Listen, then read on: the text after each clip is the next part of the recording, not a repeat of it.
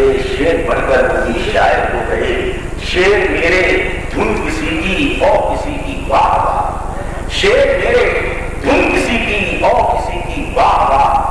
जब कई नदियां बनी तो वो भी सागर हो गए, जब कई नदियां बनी तो वो भी सागर हो गए। पर शेर के अंदर की बात है, जब मैं यहाँ एमए का विद्यार्थी था तो वहां से मेरे अंदर एक भाव पैदा हुआ। यहाँ मेरे मित्र बैठे डॉक्टर मुकिम सिद्धांत, डॉक्टर बीचन जी, तो ये सब लोग गवाह इस बात पे कि मैंने कहाँ से गजल शुरू की थी। और स्वर्गीय विश्वम्भरनाथ श्रीवास्तव एडवोकेट, श्री राम नारायण शर्मा हमारे आदरणीय पंडित जी, और ये श्री स्वर्गीय जगदीश शरण जी रस्तोगी, ये तमाम लोग जब श्रद्धेय श्रीवास्तव जी की बैठक में जुड़ते थे, वहां मुझसे शर्त रखी जाती थी कि अब तुम एक नई गजल सुनाओ। और वहां से इस तरीके का एक सिलसिला शुरू हुआ। मैंने मंच पर बहुत कम गजलें कही और पढ़ी, लेकिन गोष्ठियों में मेरा जो मूल रूप था वो गजलकारी था और गीतकारी था। तो धीरे धीरे ये रचना प्रक्रिया बढ़ी। विस्तार से मैंने अपने गजल संकलन में इस बात को लिखा है और याद किया है उन हस्ताक्षरों के लिए जिनके बीच बैठकर मैंने गजल की इस यात्रा को तय किया था। श्रद्धेय पिताजी से विरासत में मिली कविता यात्रा आज किसी न किसी तरह से जीवित हो रही है। ये देखकर और महसूस करके गदगद होना तो स्वाभाविक है, लेकिन इस अवसर पर मेरे श्रद्धेय गुरुवर जिन्होंने मुझे पढ़ाया और मेरा यज्ञों को भी संस्कार भी किया, आदरणीय डॉक्टर विजेंद्र अवस्थी जी, वो अमेरिका में हैं। उन्होंने वहां से मुझे कविता में अपने आशीष भेजे हैं। मेरे एक और मित्र हैं मुझे मुरादाबादी, वो भी अमेरिका में गए हैं, वहां से उन्होंने कविता मुझे आशीष भेजे हैं। मैं इस मंच से उनके लिए भी अपना धन्यवाद ज्ञापित करना तो बहुत हल्की बात होगी, मैं यहीं से प्रणाम कर रहा हूँ। और साथ ही साथ मेरे सामने बैठे हुए मेरे तमाम मंथन लोग, जो इतने महंगे आयोजनों को जिनके बिना संपन्न कराना बहुत मुश्किल काम हो गया है, मैं बार बार उनके पास पहुंचता हूँ और वही कुछ नाम है मेरी लिस्ट में, जिनकी हिट लिस्ट में मेरे कुछ नाम हैं, जिनके पास मैं पहुंच जाता हूँ और उनका सहयोग मिलता है। अब सबके नाम बताऊँ तो बड़ी मुश्किल हो जाएगी। मैं सबको बड़े आदर देते हुए और सम्मान देते हुए उनको धन्यवाद देते हुए मैं केवल इतना अनुरोध करना चाहूँगा कि साहित्यिक आयोजन अब बहुत महंगे हो गए हैं और अब विराट स्तर पर कोई दर्शन आयोजित करना वाकई एक बहुत बड़ी भीड़ हो गई है, मेरी व्यवस्थाएं बढ़ गई हैं। इसलिए मैं युवा पीढ़ी के लिए ये भाव समझता हूँ और अब कर्मसम्मेलन जैसे विराट आयोजनों से मैं एक तरह से उनके संयोजन से थोड़ा सा दूर रखना चाहता हूँ, क्योंकि बहुत दुख दे दिया मैंने अपने मित्रों के लिए और बार बार दुख देना थोड़ा अच्छा नहीं लगता। गर्ग साहब को बिठा ली जरा। गजल की इस यात्रा पर एक बात और खासतौर से कहना चाहता हूँ, ये संकलन मेरे प्रकाशक आदरणीय गोपाल जी यहाँ बैठे हुए हैं, उन्होंने बहुत ही मनोयोग से इस संकलन का प्रकाशन किया। गजल के प्रति उनका एक अतिरिक्त मोह मुझे लगता है, क्योंकि देश के शीर्षस्थ गजलकारों की गजल संकलनों को उन्होंने प्रकाशित किया है और मेरे गजल संग्रह के पीछे जिनका सर्वाधिक सहयोग रहा वो है डॉक्टर कुंवर विजय, जो लगातार 10 वर्षों से मेरे से थे कि आप अपना गजल संग्रह क्यों नहीं लेते, लगातार मुझसे तकादा सा करते थे। लेकिन आज उनका वो सपना पूरा हो रहा है कि मेरे लिए अतिरिक्त प्रसन्नता की बात है। गजल को मैं पहले हिंदी छंदों के आधार पर लिखता था, लेकिन बात को गजल का जो मीटर है जो उर्दू की मूलता विधा है और हिंदी वाले गजल क्यों नहीं कह सकते। अगर कोई मेरा मुस्लिम भाई शेरवानी पहन सकता है तो वो जरूरी नहीं कि हमारा कोई हिंदू या कोई हिंदी बोलने वाला शेरवानी नहीं पहन सकता, हिंदी वाले भी गजल कह सकते हैं, क्योंकि हिंदी और उर्दू कोई अलग अलग भाषाएं नहीं है, केवल लिपि का अंतर है और ये लिपि का अंतर मिटा दिया जाए और फारसी का विषय आग्रह अगर उर्दू से अलग कर दिया जाए तो उर्दू और हिंदी में मुझे कोई फर्क नहीं नजर आता।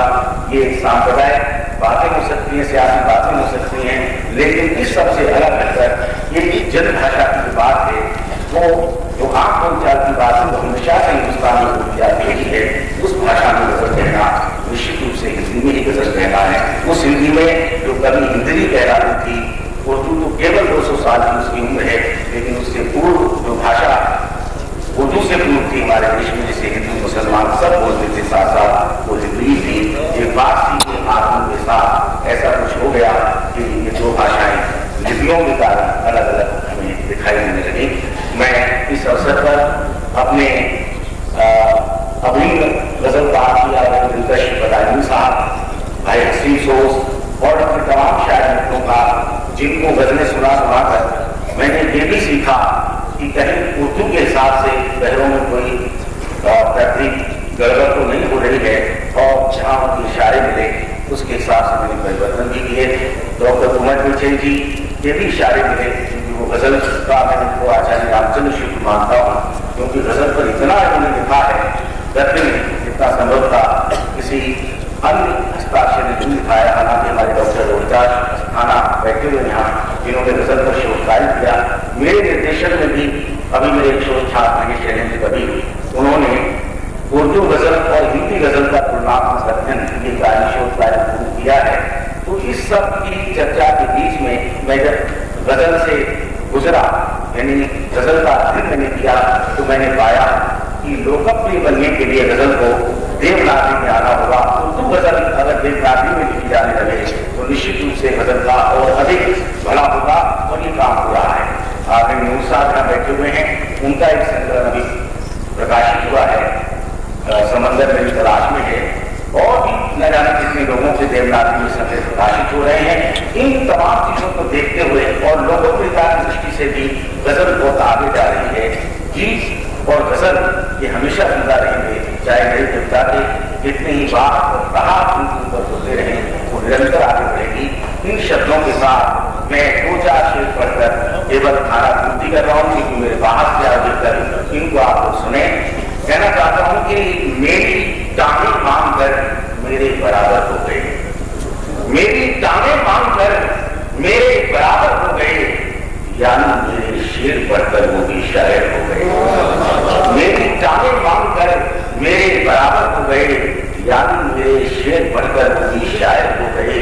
शेर मेरे धुन किसी की और किसी की वाह वाह, शेर मेरे धुन किसी की और किसी की वाह वाह।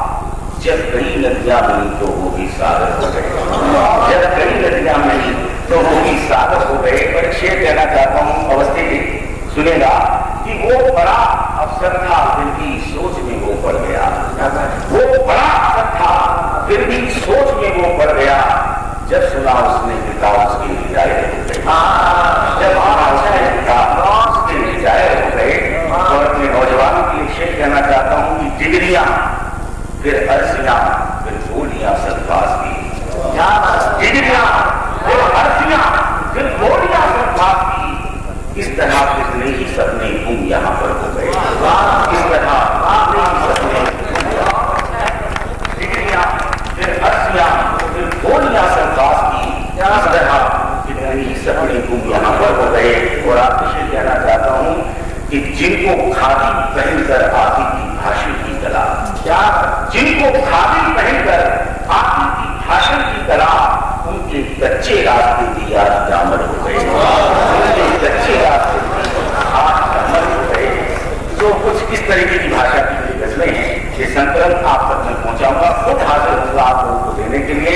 इन शब्दों के साथ आप सबका कुछ आप बहुत अच्छा हम लोग को लगेगा अगर आप पंक्तियों को गजल को गुनगुना करके पढ़ें। मेरा ख्याल है आप लोग मेरी बात से सहमत